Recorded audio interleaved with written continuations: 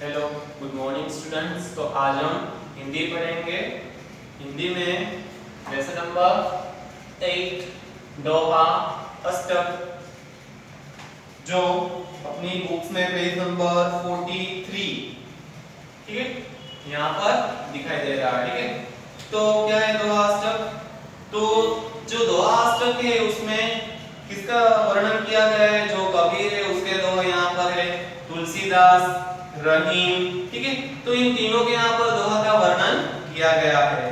दोहे हिंदी भाषा साहित्य की अनमोल निधि है। दोहे व्यवहारिक दृष्टांतों के माध्यम से सरल सहज रूप में जीवन, लोक व्यवहार, गुण, स्वभाव, नीति, रीति आदि से ही परिचित कराता है।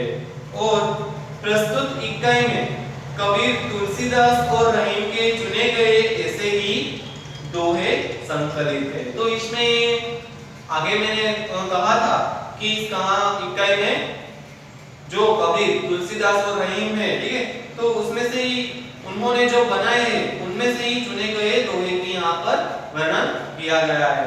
तो पहले देखते हैं कबीर। तो कबीर के क्या है? तो ये 15वीं शताब्दी के कवि है और ये बड़े संत थे।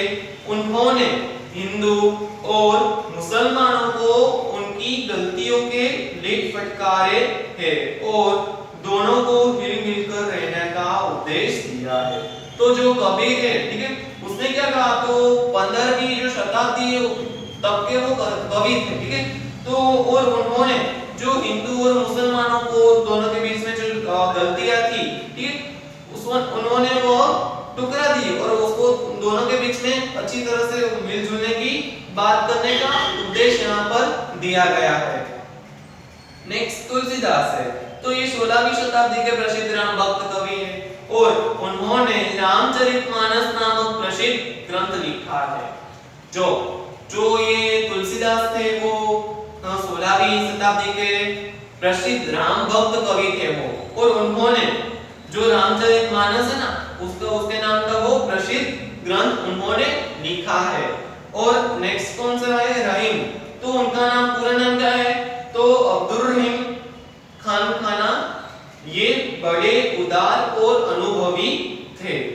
हिंदी में उन्होंने बहुत ही सुंदर दोहे लिखे हैं। जो ये रहीम है उनका पूरा नाम तो अब्दुल रहीम खान खाना है, ठीक है, और वो तो अनुभवी कवि थे और उन्होंने तो इसी तरह कई सारी बहुत ही सुंदर दोहे यहाँ पर उन्होंने लिखे हैं।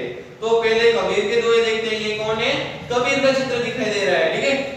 तो देखते हैं। बड़ा हुआ तो क्या हुआ, जैसे पेड़ खजूर, पंथी को छाया नहीं, फल लागे अति दूर। तो क्या कहता है यहाँ पर?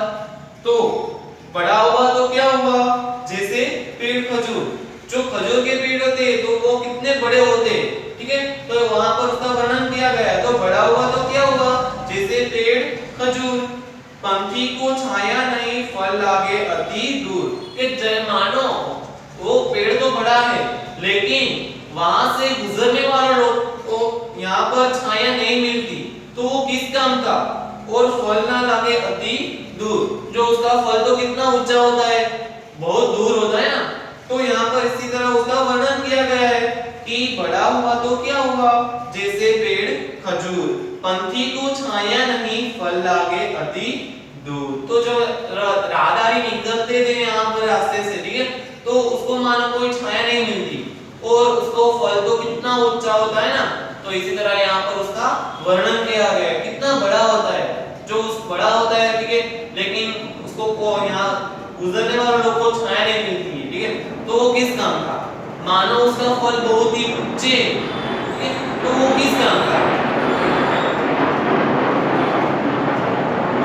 साधु ऐसा चाहिए जैसा सुख सुभाए, सार सार को कही रहे थोथा दे उठाए।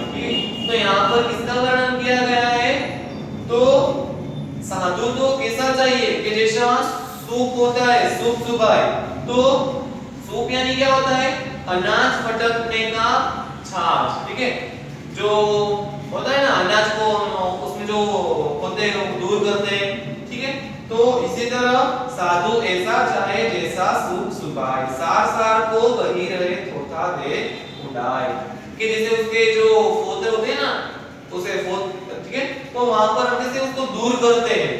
तो इसी तरह यहाँ पर क्या वर्णन किया गया, तो साधु कैसा चाहिए कि जैसा सूप को सुभाते हैं हम लोग, इसी तरह गेहूं का सूप होते हैं ना, वो हम दूर करते हैं गेहूं में से। तो इसी तरह सार सार को गही रहे थोथा दे उड़ाए, तो इसी तरह तो कई कई सार होते हैं, तो उसमें से गही रहे जैसे कोई थोथा हो उसको दे उड़ाए। माखी गुड़ में गड़ी रहे पंख रहो लिपटाए, हाथ मले और सिर धुने लालच बुरी बलाए। यहाँ पर किसका वर्णन किया गया है, माखी का, मक्खी का। तो यहाँ पर उसका वर्णन किया गया है कि मानो कि जैसे गुड़ में गड़ी रहे पंख रहो लिपटाए, जो गुड़ होते हैं, ठीक है, गुड़ में जब गिर जाती है वो तो क्या होता है, वो उसमें गिर पड़ते हैं ना, तो निकलने उसको दिक्कत लगती है, उसके पंख वहां पर फिसल जाते हैं, चिपक जाते हैं, और आत्मा ने वो सिर धुने लालच पूरी बलाए। अब क्या होता है, उसके पंख तो गुड़ में ही गिर गए, वहां पर चिपक गए, तो क्या होता है, उसकी लालच थी ना, खाने के लालच के कारण वो उसमें गुड़ में जाती है, और क्या होता है, वहां पर फिसल जाती है और गिर जाती है और उसमें चिपक जाती है।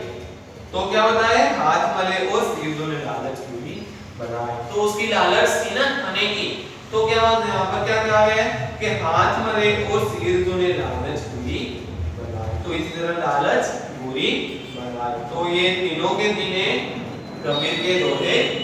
अब आगे आते हैं तुलसीदास। तुलसी इस संसार में भांति भांति के लोग, सबसे हिल मिल चाहिए नदी नाम समझो। जो तुलसीदास ने क्या कहा, तो तुलसी संसार में तो कई सारे भांति भांति के अलग अलग जाति के अलग अलग धर्म के लोग रहते हैं, होते नहीं, तो इस संसार में तो कई सारे लोग हैं, ठीक है, कोई कोई उसका धर्म अलग होता है, तो उसका किसी का खाना पीना कपड़े रहनी करनी, ठीक है, तो ये सब क्या होता है, अलग अलग होता है, और इस संसार में लोग भी कई सारे होते हैं ना, अलग अलग लोग होते हैं, ठीक है, भांति भांति के लोग, सबसे हिल-मिल चाहिए नदी नाव संजो।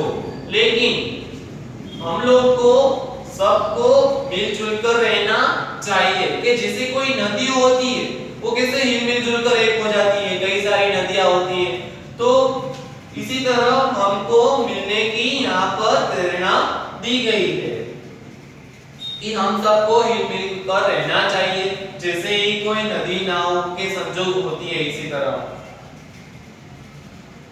तुलसी हाय गरीब की कुबहू ना खाली जाए, मुए डोर के चाम से लो भस्म हो जाए।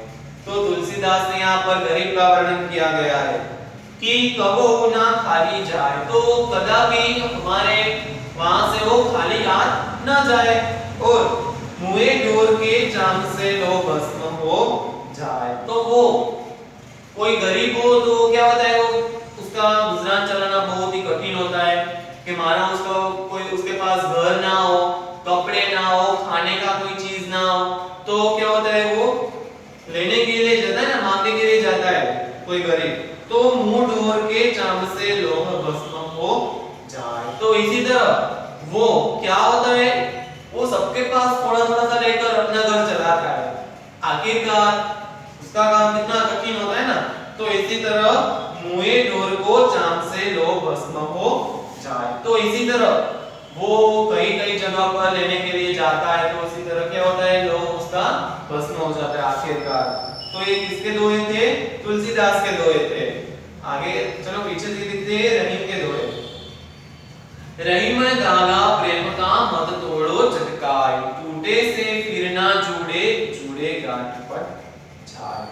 जो रहीम ने क्या कहा यहाँ पर, जो धागे हैं प्रेम के उसको कभी हमें तोड़ना नहीं चाहिए। प्रेम यानी कि हमारे परिवार होता है ना, यहाँ पर उसका वर्णन किया गया है कि जो परिवार में आजकल हम लोग देखते हैं कि कई सारे झगड़े होते हैं, और कई सारा जैसे क्वेश्चन तो हम लोग देखते ही रहते हैं, ठीक है, लड़ाई झगड़ा होता है। तो टूटे से फिर ना जुड़े जुड़े गांठ पर जाए। तो जैसे को जो होता है ठीक है धागा प्रेम का, वो टूट जाने पर आखिरकार जब उसको जोड़ते हैं तो पहले की तरह नहीं जुड़ता है, नहीं जुड़ता ना, जुड़ता है तो किसी तरह जुड़ता है कि बीच में गांठ होती है ना।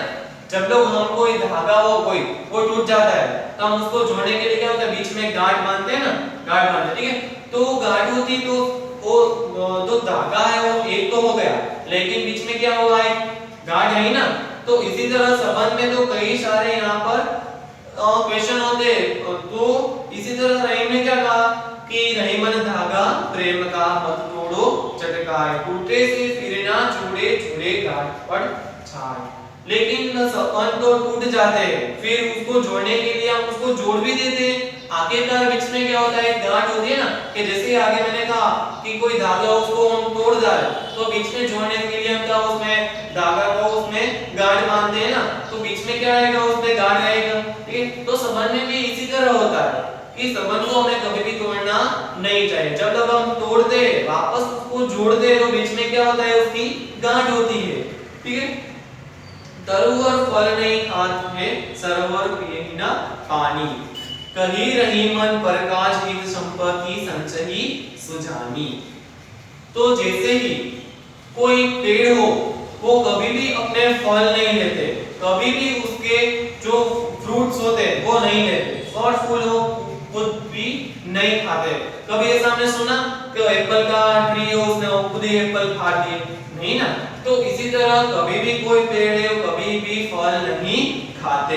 कि जैसे ही कोई सरोवर ने सुना कि अपना पानी पी लिया सारा, नहीं ना। तो इसी तरह सरोवर पिए ही ना पानी, कही रही मन प्रकाश ही संपत्ति संचही सुजानी। तो रहीम ने इसी तरह प्रकाश कोई हित हो तो उसे मानो कोई संपत्ति हो तो हमारी संपत्ति हमने ही पूरी कर डाली होते हैं ना इसी तरह। लेकिन कभी भी ऐसा ही सुना कि कोई फल हो उसने उसका फल या फूल हो उसने खा लिए, माना ऐसा कभी कि सरोवर ने अपना पानी पिया, नहीं ना। तो लेकिन हम लोग क्या करते हैं हमारी संपत्ति हमें ही खो जाते हैं। तो संपत्ति संचयी सुजानी। तो इसी तरह समग्र उसका संग्रह करके उसका चतुर बनकर हम उसका उपयोग करते हैं। तो देखते आगे, रहीमन देखी बड़ेन को लघु ना दीजिए गाली, जहां काम आवे सुई कहां करे तलवार। तो यहाँ पर हमने क्या कहा है कि रहीमन देखी बड़ेन को लघु ना दीजिए गाली। जब लोग कई सारे लड़ाई झगड़े होते हैं ठीक है, तो यहाँ पर तलवार का और सुई के बीच का वर्णन किया गया है ठीक है। तो वो क्या कहता है, तलवार का काम क्या है, काटना ठीक है। कि जैसे तलवार यहाँ पर उसका वर्णन किया कि तलवार कहती है कि मैं सबको काट डालती हूँ, सुई से कहती है कि तू क्या करती है, तो सुई क्या कहती है कि मैं उसको जोड़ देती हूँ, होती है ना। जैसे ही हम धागा हो या फिर कोई भी कपड़े हो ठीक है, जो टूट जाते हैं तो हम इसको किसकी मदद से हम उसको जोड़ते हैं, सुई की मदद से ना। तो यहाँ पर तलवार का क्या काम है, काटना, और सुई का जोड़ना। लेकिन तोड़ने वाला कौन है, तलवार है। तलवार तो कितनी बड़ी होती है, और सुई का काम क्या है, जोड़ना। तो सुई तो एकदम छोटी है ना। तो इस तरह उसका यहाँ पर वर्णन किया गया है कि रहीमन देखी बड़ेना को लघु ना दीजिए डारी, जहां काम आवे सुई कहां करे तलवार। तो इस तरह रहीम ने यहाँ पर उस दोहे में सबका वर्णन किया गया था।